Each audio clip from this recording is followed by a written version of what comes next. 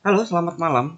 Kita akan ada fundamental makro lagi, tetapi dari sisi RBA atau mata uang out ya.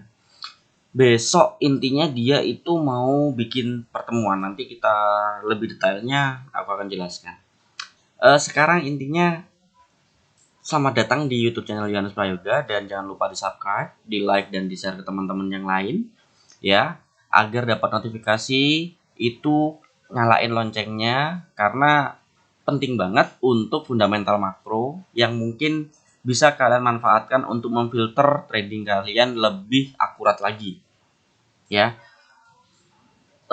Out USD, kalau kita lihat out USD di chart kali ini trennya masih turun tajam banget dan itu kemungkinan masih bisa lebih dalam lagi. Tergantung besok bagaimana kebijakan moneter dari RBA. Kita baca fundamentalnya. Oh iya, kasih kopi dong biar aku semangat membuat makroekonomi fundamental makroekonominya. Di pojok kiri bawah ada link untuk memberikan aku kopi, secangkir kopi ya. Dan pojok kanan bawah kalau ingin daftar broker yang saya ikuti atau trading di broker yang saya ikuti. Itu. Oke, sekarang kita masuk ke fundamental out. Ada 3 poin juga, seperti biasanya 3 poin. RBA diperkirakan akan mempertahankan suku bunga dan fasilitas keuangan tidak berubah kali ini. Intinya, RBA diperkirakan mempertahankan suku bunga. Ini masih perkiraan, belum dari statement RBA sendiri. Dia mau mempertahankan suku bunga atau tidak. Kita lihat besok. Oke. Kedua, investor akan fokus pada petunjuk tentang pengurangan fasilitas sebelum 2024. Out USD bearish meskipun oversold, naik hanya karena kelemahan greenback secara luas karena tersuri AS sedang ada sesuatu ya, jadi greenback sendiri itu memiliki kelemahan, bukan memiliki kelemahan tapi mengalami kelemahan sehingga out USD jadi naik atau koreksi sedikit ya. Kalau kita lihat chartnya di H1, kalau kita lihat chartnya di kok lemot ya. Bentar, sabar. Tar lagi aja ya, lemot. Aku refresh kali ya. Oke, intinya itu. Terus lagi sambil nunggu itu chartnya karena ini kok lemot banget, nggak tahu. Nah, penjelasannya, Reserve Bank of Australia mengadakan pertemuan kebijakan moneter dan akan mengumumkan keputusan yang dihasilkan pada hari Selasa, 7 Desember alias besok. Pembuat kebijakan Australia diharapkan sekali lagi menahan diri dan mempertahankan kebijakan saat ini setelah mengabaikan kontrol kurva imbal hasil di November. Tingkat cash rate kemungkinan akan di 0,1% dan fasilitas keuangan 4 miliar dolar ya per minggu yang terakhir akan ditinjau pada bulan Februari. Jadi itu ada yang aku garis cetak miring dan ada garis bawah ya. Menahan diri dan mempertahankan kebijakan. Semoga akan terjadi seperti itu. Kalau RBA memiliki kebijakan seperti itu, bisa dikatakan sentimen dari atau argumen dari RBA sendiri itu bearish ya, sehingga out USD, out JPY itu akan mengalami penurunan yang lumayan tajam. Jadi kalau besok memang RBA memberikan argumen menahan diri, mempertahankan kebijakan ya, dan tidak menaikkan suku bunga. Jadi kayak mempertahankan suku bunga gitulah ya. Kita lihat dulu. Oke, kok balik lagi ke ini ya. Oke, out USD agak lemot ya laptop. Bukan laptop, maksudnya internetku ini ada error kayaknya. Oke, out USD aku itu dulu indikatornya. Sorry, berarti tadi ada error.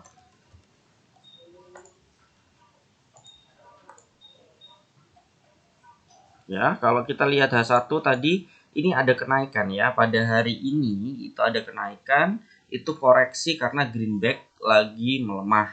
Ya, greenback itu intinya investor yang gede di mata uang utama itu lagi melemah, sehingga yang terjadi terjadinya koreksi. Tapi ketika H4 dan daily itu memiliki chart yang sangat turun sekali untuk USD.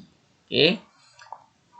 Lanjut ke makroekonomi berikutnya. Sementara itu, tingkat inflasi tahunan di Australia turun menjadi 3,0% pada triwulan ketiga tahun 2021 dari tingkat tertinggi lebih dari satu dekade sebesar 3,8% pada triwulan sebelumnya. Inflasi Q2 memicu spekulasi bahwa RBA harus memperketat kebijakan moneter lebih cepat dari yang direncanakan 2024. Jadi seperti kayak harus mempercepat kebijakan moneternya, tapi kalau dari kemungkinannya menahan diri untuk mempertahankan kebijakan. Jadi tinggal tunggu aja besok bagaimana mereka berargumen.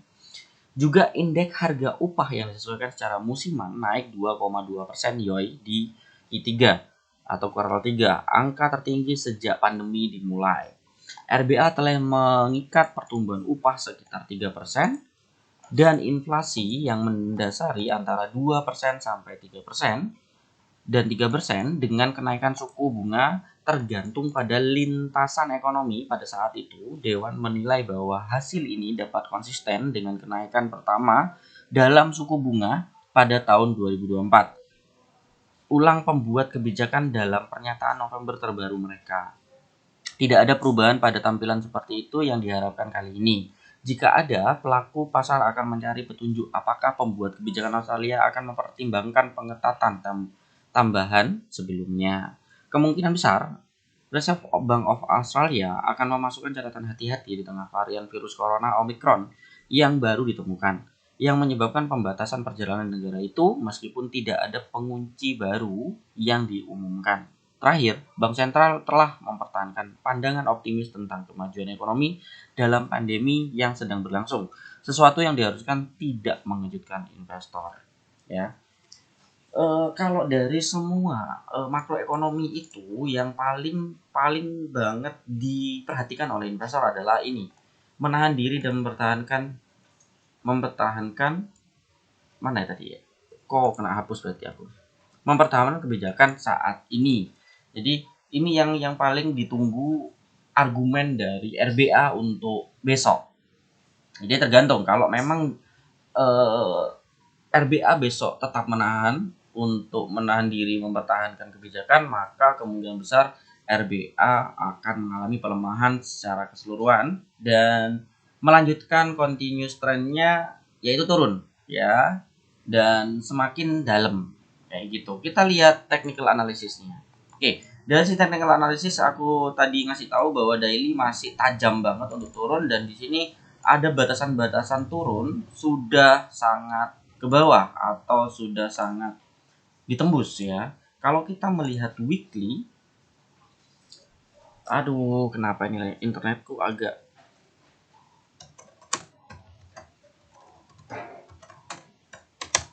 internetku agak kacau nih. Pingku aja nggak bagus. Nanti mungkin aku restart dulu untuk internet ya. Ini kacau ini internet. Udah nggak apa-apa. Intinya aku jelasin dari sisi grafik sendiri, dari sisi grafik atau technical analysis, ada keadaan yang dimana dia sudah mengalami tren yang berkelanjutan di TF yang besar, sehingga bisa dikatakan ketika TF ini memang sangat berpengaruh untuk jangka panjang, ini hampir malah ketembus banget ya. Kalau kita gedein dikit tuh, supportnya aja sudah mulai ketembus. Jadi ini kemungkinan besar sangat-sangat tajam untuk turun jangka waktu yang lama, yang bisa dikatakan 2024 atau 2022 ya untuk AUD USD. Bisa jadi dia akan ke demand dari AUD USD di weekly. Bisa jadi dan tapi di sini masih ada demand lagi yang mungkin bisa dikejar oleh AUD sebelum demand yang paling bawah ya. Tapi kemungkinan besarnya sih bisa ya, karena ini udah nggak fresh, demand yang ini nggak fresh, tapi yang fresh yang demand yang paling bawah. Jadi itu bisa jadi ke 0,6 atau sekitar 0,65, kemungkinan besar ke situ. Ya, untuk jangka panjang, ingat untuk jangka panjang bukan untuk jangka pendek. Jadi kalian olah sendiri, kalian coba sendiri menganalisa bagaimana keadaan AOT dan cari posisi terbaik ya sesuai dengan sistem kalian apapun itu, dan satukan dengan fundamental makro yang sudah kita perhatikan. Dan besok jangan lupa diperhatiin juga tentang kebijakan moneter dari RBA ya. Nanti kalau memang ada perkembangan, nanti saya akan langsung upload lagi tentang perkembangan statement atau argumen dari RBA. Gitu aja. Jangan lupa di subscribe, like, ya, share ke teman-teman yang lain, nyalain loncengnya karena besok kebijakan RBA akan diumumkan. Biar kalian nggak ketinggalan apa sih yang akan dikatakan oleh kebijakan moneter RBA. Begitu aja yang bisa aku sampaikan. Saya Yohanes Prayoga. Salam trading dan happy trading. Bye-bye. Jangan lupa kopinya, disawer dong pojok kiri bawah.